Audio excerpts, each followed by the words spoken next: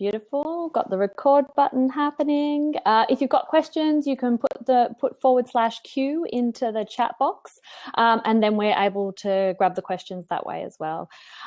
So I guess to officially kick off, Melissa, welcome. Welcome to the 7-Day Business Fuel Challenge. Thank you for joining us. We have an amazing lineup of guests, and we're very focused on talking about what fuels people, what fuels their growth, and how the interplay works, particularly between for those people who are involved in business. How is it fueling or stagnating the growth of their business, and both personal and professional. So we're looking at the whole person, and what really rocks their world. I was so excited when you accepted our invitation to join us, and I guess first of all, you wear so many hats, amazing hats, and when I tried to pick a few words to describe you, I guess the best words for me were entrepreneur, self-love teacher, and of course author of the amazing Mastering Your Mean Girl book. As well as that, you're an absolute social icon.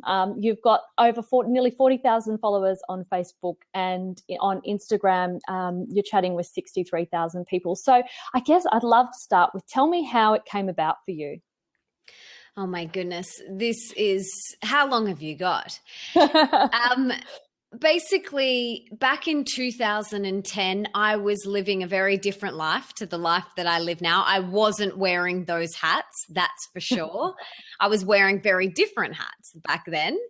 And I was a professional dancer. I danced at the Moulin Rouge in Paris, and I did a little bit of acting and a little bit of TV presenting, and was in that world.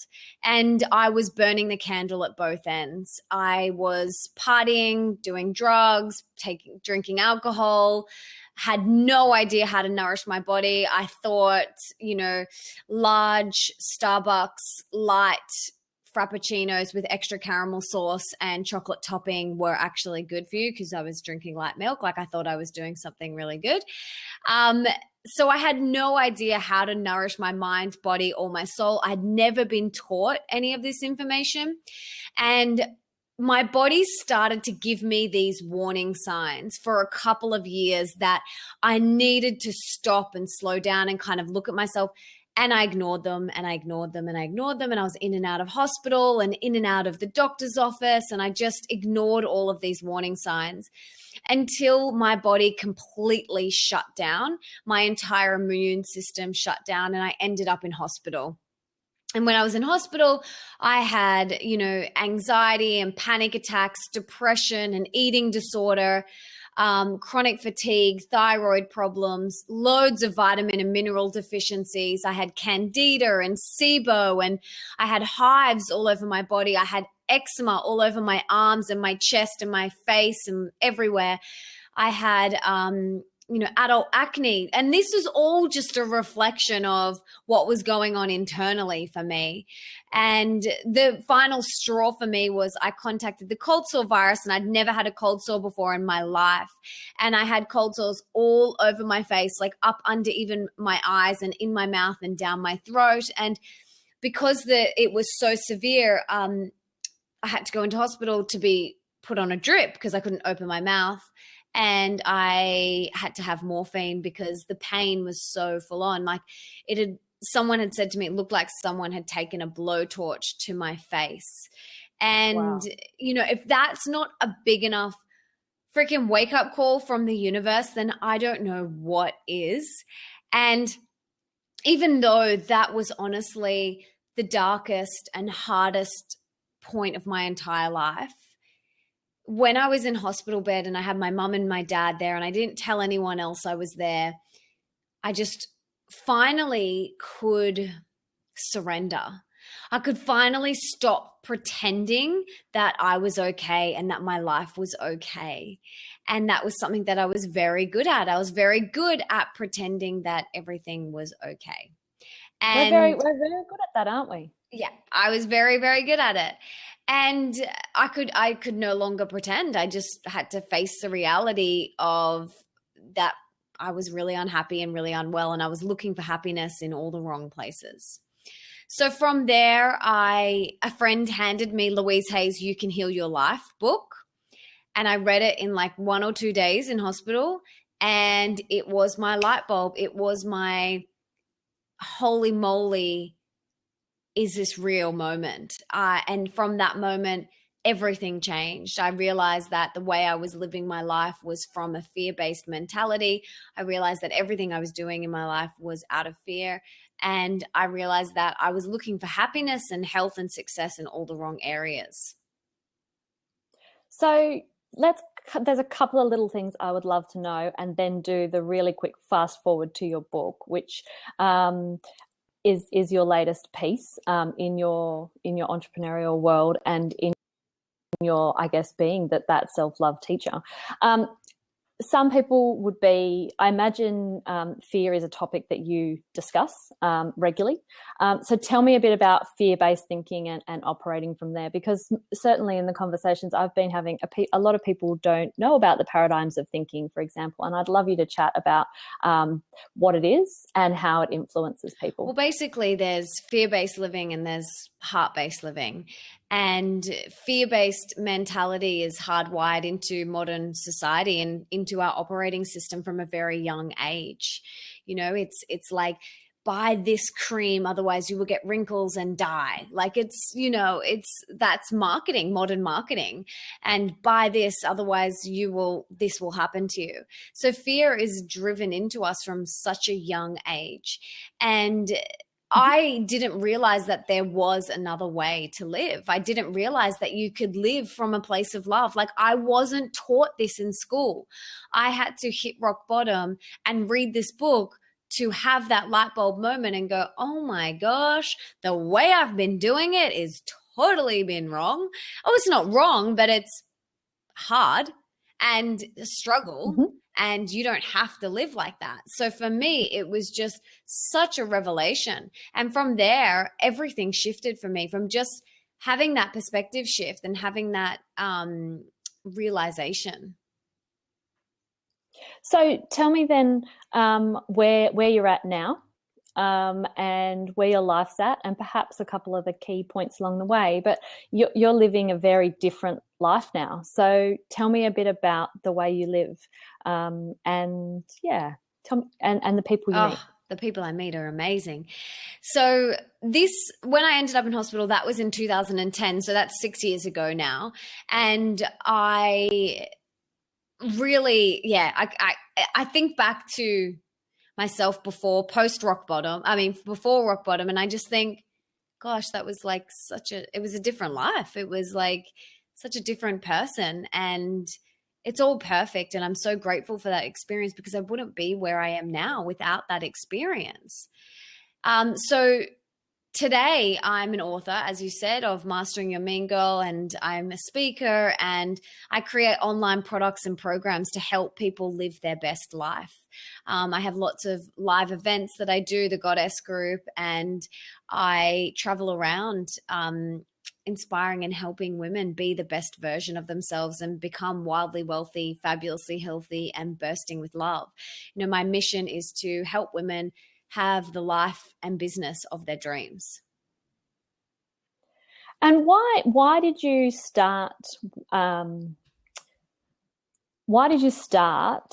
I guess on the education side of things, why did you start educating women about this and becoming a teacher in that space? What problem did you find that women were experiencing? Well, after I was in hospital, I went on to study holistic nutrition and holistic health and life coaching and meditation and yoga teacher training and acuenergetics, which is energy healing work. Like I just went and totally immersed myself into metaphysics and the spiritual self-help, personal development, quantum physics world. I just dove headfirst into it. I read every book I could get my hands on. I attended every seminar that I could, and I just became obsessed. And it's awesome fun. Yeah, so much fun. Like it's amazing. Yeah. Like it's amazing. It's so much fun. And I just completely immersed myself in that world.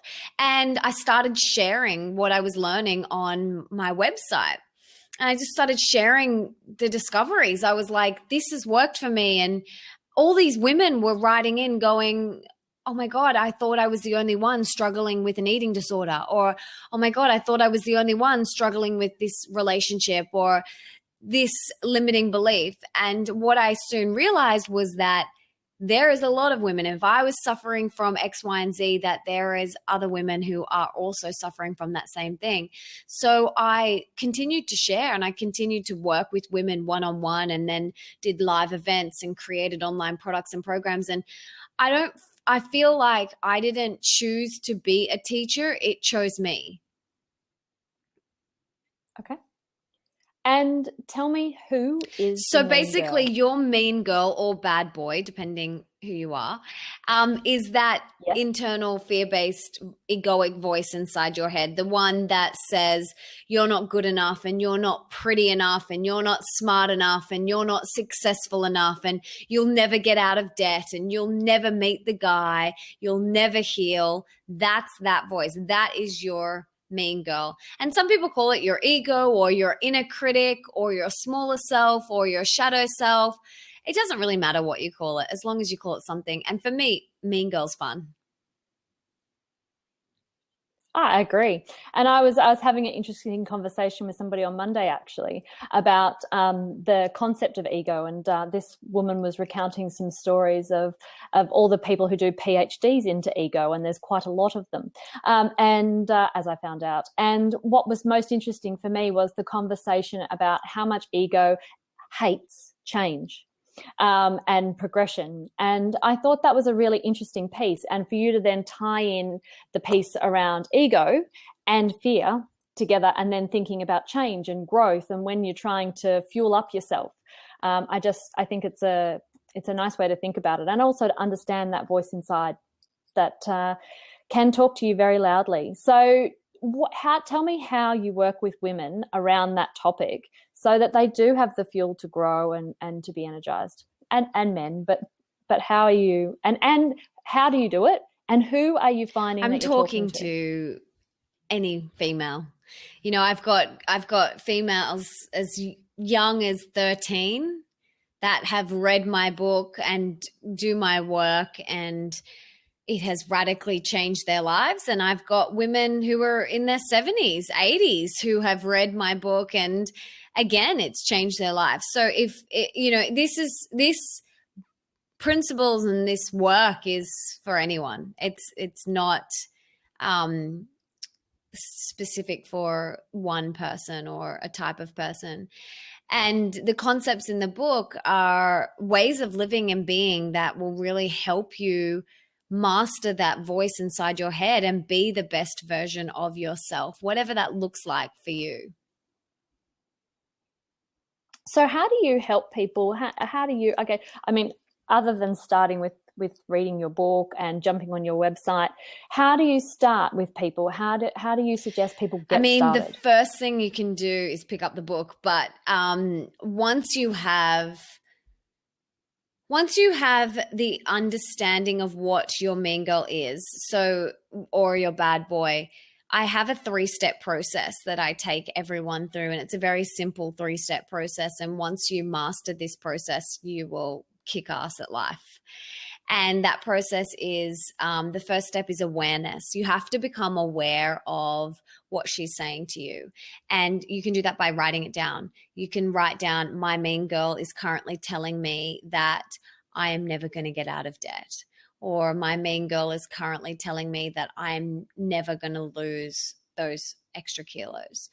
Or my mean girl is telling me that I will never get the raise, or I'll never meet the guy. Whatever it is for you, whatever your pain point is, whatever is that common dialogue that you have going on inside your head, get it out on paper. Because once you are aware of it, you have shone light on it. It's no longer dark, and you can't unknow what you now know.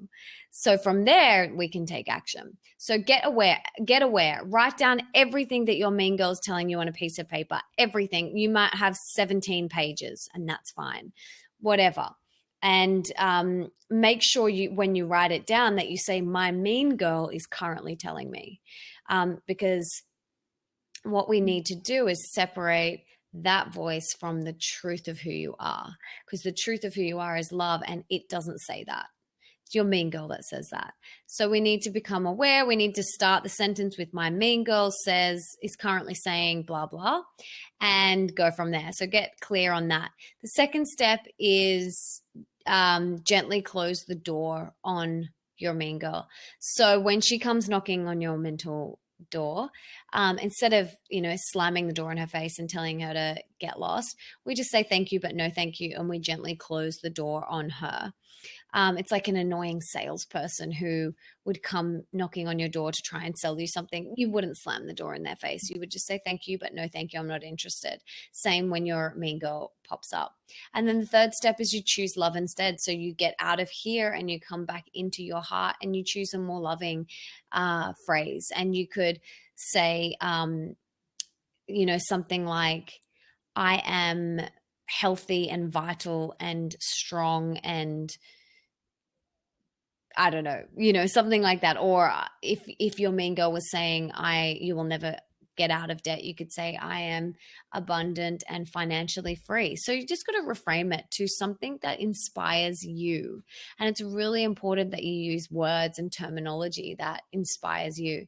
So take yourself through that 3-step process every single time your mean girl pops up, and you'll be well on your way to mastering your mean girl and living a life that you actually love. Awesome.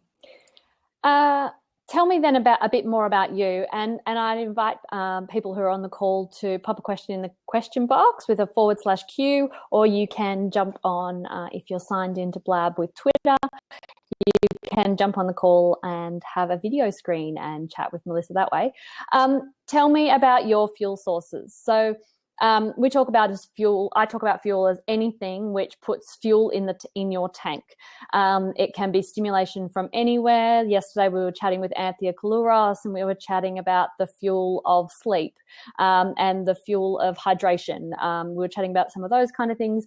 And then last night we were chatting about the fuel of connection, so family and friends. And so I guess fuel runs, and I guess I've also shared that for me, fuel is around an intellectual stimulation, particularly in the space of business. And that really fuels up my tank. So tell me a bit about your fuels. I'd love to hear 5. So that I can get a bit of coverage across some different areas in your life. So what would you say are your top Definitely 5 meditation is probably my number one. That fills me up so much, and I practice it every single day, and it's so powerful and I love it. The second one would be nourishing food and clean water. So organic and good quality and clean filtered water is imperative. The third one would probably be sleep as well. I am a sucker for getting into bed super early. Like last night I got into bed at 7:45. I'm not even joking you. And it's my absolute favorite thing to do is to get into bed early and get really good, deep quality sleep. I take my sleep very seriously. So does my husband. We have like soundproof blockout curtains. We have nothing in our bedroom, no electronics, no alarm clocks or anything like that. We have a sun lamp that helps us rise in the morning with birds chirping and sun rising. So we take it very, very seriously. The fourth thing would be connection.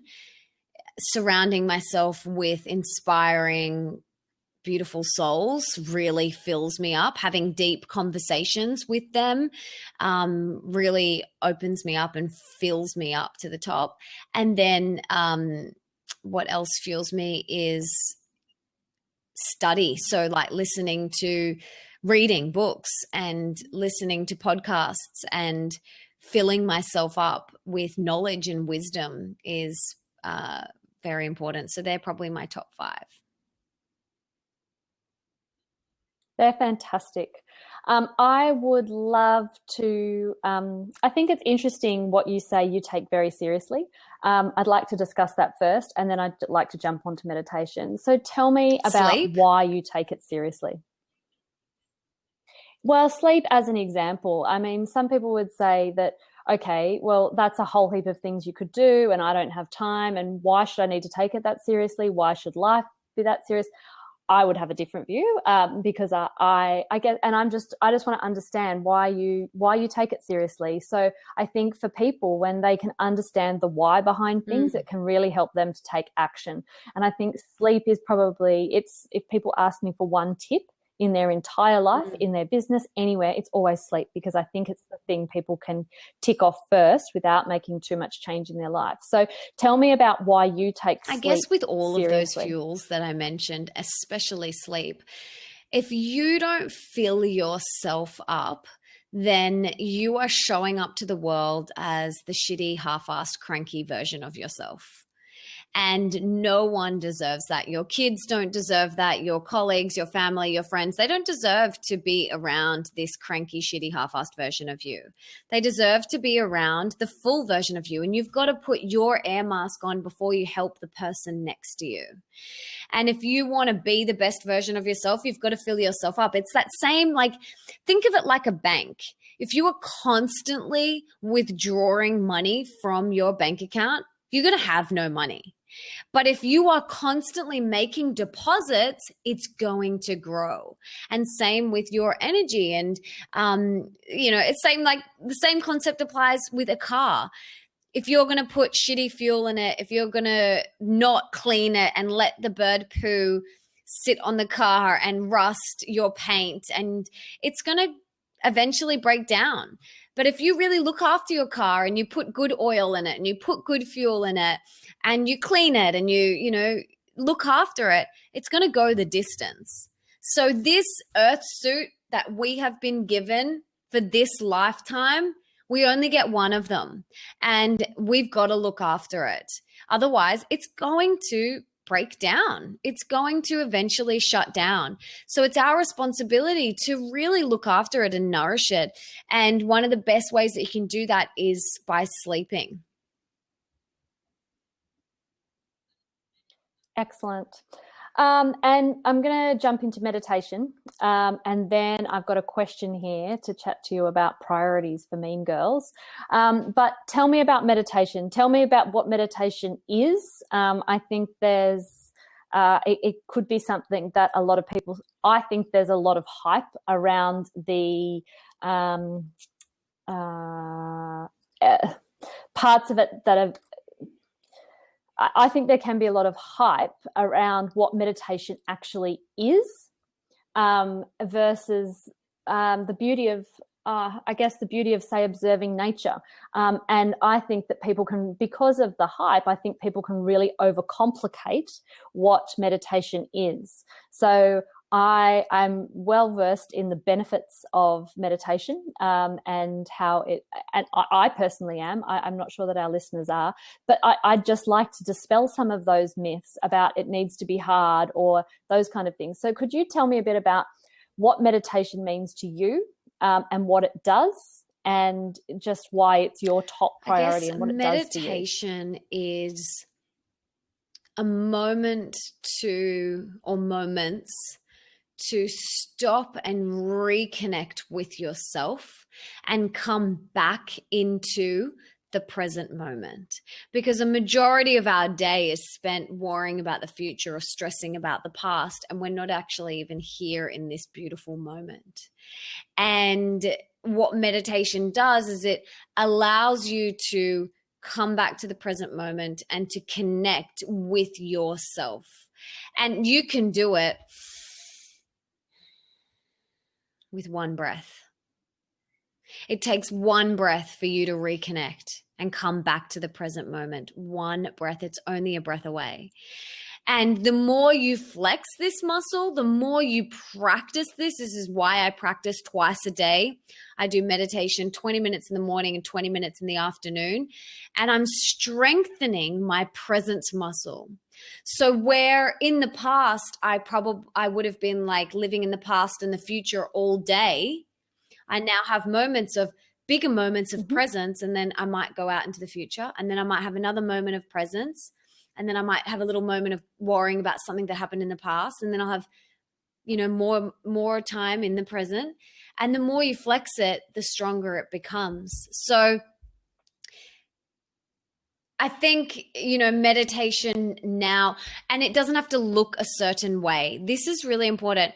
You don't have to be sitting in lotus pose with your hands like this on a meditation cushion. I meditate in my car. Like, I get to the school pick up my son before school early, and I'll meditate, and just in the car. And I'll meditate sitting on the couch or sitting up in bed or just anywhere. I meditate on airplanes. There is no restriction. Like, you can do it absolutely anywhere. You can meditate whilst you're standing in the line at the bank. You can just close your eyes and take a few deep breaths and really reconnect. And then you'll get to a point where you've strengthened it so much that you're just moving through your day in a constant state of bliss and meditation, because you're so present and you're just there in every moment. In everything that you do, you are so present. So meditation can look however you want. For me, it's sitting down, but I also find peace and bliss, in walking in nature. Or my husband loves surfing, and that's his, one of his forms of meditation. So it doesn't have to look a certain way. The most important thing you do is you stop and connect with yourself. And if you're a mother of 5 kids under the age of 5, then yeah, I understand that you're not going to have 20 minutes twice a day. That's okay. But you can take 3 deep breaths at the traffic lights. You can take 3 deep breaths whilst you're sitting on the toilet.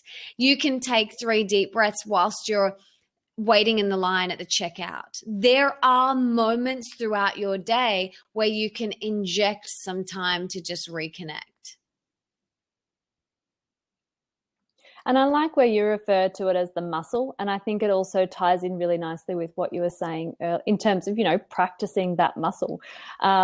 And also what it ties into earlier, which I think is one of the myths of meditation, is that, all the thoughts will just magically evaporate, and that you're only succeeding at meditation if there's no thoughts. But I think it ties in nicely to your close the door, your step. So your first step of awareness, and then your second piece on closing the door, in terms of those thoughts come in and you go, oh, thank you for that. Okay, not for now. And it's that, and tying it together and practicing with that muscle, and that it does strengthen. And that's certainly been my experience. My experiences of meditation, I would definitely say, are active. I do a lot. I mostly do mine in yoga and in nature. And then I do it with the kids. One of my favorites is actually, and you'll see on my Instagram page, you'll see photos of caterpillars.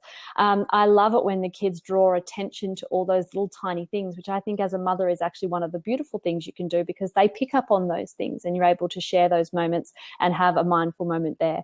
And I guess that leads actually really well into the question. And you did start, have that conversation about the mother, and that's particularly what our question's about. And most of the women I work with at the Grow Project are either mothers to be, who are trying to grow businesses and babies at the same time, or they've already got businesses and babies, and they're just not happy with how it's all going. So the question is, from Lauren, is, should writing down my mean girl be the priority? As a mother of 2 and a wonderful wife, my priority is always them. She needs to read my book. It comes back to what I said before. Like, you've got to put your air mask on before you help the person next to you. You've got to fill yourself up so much so that you are bursting with love. And then you can show up to your kids and your husband as the best version of you. But if you're constantly putting everyone else before yourself and suppressing your truth and being a people pleaser, then you're just withdrawing from yourself, your energy bank. You're just withdrawing, and you're not making any deposits. And for me personally, if I don't make deposits, I am cranky, I am tired, I am emotional, and I'm not pleasant to be around. So absolutely, make time for you to write this down. Make time for you to work on yourself and fill yourself up, flex your self-love muscle, and do those things that really fuel yourself, because you will be a better mother to your 2 children and a better wife. So tell me about what you think the opportunity here is for people if they can master their mindset and they can understand more about their mindset. Tell me about what you think the opportunity for people actually is if they have a greater understanding Oh my gosh, of there's mindset. infinite possibilities. Whatever you want is at your fingertips. Like when you master that voice inside your head, the entire world opens up to you. And whatever you truly desire is right there at your fingertips. You just got to reach out and get it. That doesn't mean you sit back and you go, yeah, like I want a red car, a red Ferrari. You've got to take action. Like you've got to still show up every single day and you've got to put that inspired action in place. But, when you really master that voice, there's just infinite possibilities at your fingertips. I love that. And that's why we made sure that we had mindset as part of the Grow Project and why we wanted to have people such as yourself on the Business Fuel Challenge, where we're talking about business and revenue and product lines and productivity and all that kind of stuff. But we're really looking at what is at the heart of the heart of possibilities. And I just so connect with the mindset piece. And I know for myself, I am like I'm, as you described, I am cranky, I'm exhausted, I'm all of those things when I don't take care of myself. And yeah, so I just find it to be really important. I also think for those that are doing the 7-day challenge and filling out our little check sheet, there's a little piece on there which says meditate. And now everybody knows that to score a point for meditation, all they need to do is have a breath. So if you've had a breath today, you will score a point on the challenge. And I think Try that's and fantastic. have three. Try and have three. So, Try and squeeze 3 in. Yeah. I like it. So I guess you've given us heaps of pointers during the session and some really practical how-tos, which is what I love about the way that you do things and the way that you connect with people. I know people can jump onto your website at melissaambrosini.com. They will find you happily if they search in Google for you because you come up all over the page. They can find you on Instagram, Facebook, and you've got an amazing retreat coming up. Can you tell us quickly about that? Why? Self-care workshop in August? No? Oh. That is not me. Tell us perhaps how people can meet you in person. If you're in Sydney, I run the Goddess groups every second Tuesday. But if you're not in Sydney, I have them on demand as well. I'm just getting some echo back in the demand as well. I'm just getting some is that? Oh, that's better. That's much better. Yes. So okay. I have the Goddess groups. If you go to my website and you click on the events tab, you can see where you can come to one of my events and meet me live and have a chat and a cuddle. But yeah, the Goddess groups in Sydney, and I run them across Australia. I run them whenever I'm traveling. I take them with me. So I've got a couple in Melbourne. I've got a speaking event next week, a book launch in Sydney at About Life. I've got a big speaking gig in Melbourne at the end of this month for the Wellness Festival. So there's lots of fun things coming up. And I'm on all social media. You can come and check me out, melissaambrosini.com or masteringyourmeangirl.com. I've got some great online products and programs to really help you live your best life and create the life and business of your dreams. Fantastic. Thank you very, very much for joining us this morning. For those that are on the challenge, I look forward to seeing your posts in the Facebook group and sharing the 7-Day Business Fuel Challenge hashtag across your own contributions and with those accountability buddies who you've signed up with. You'll find the Grow Project on Instagram, Facebook, and Twitter, of course. This evening, we are on again at 7:30, and we are jumping into the business side of things this evening with Adam Frampton. And we're going to talk about the way business owners spend their time.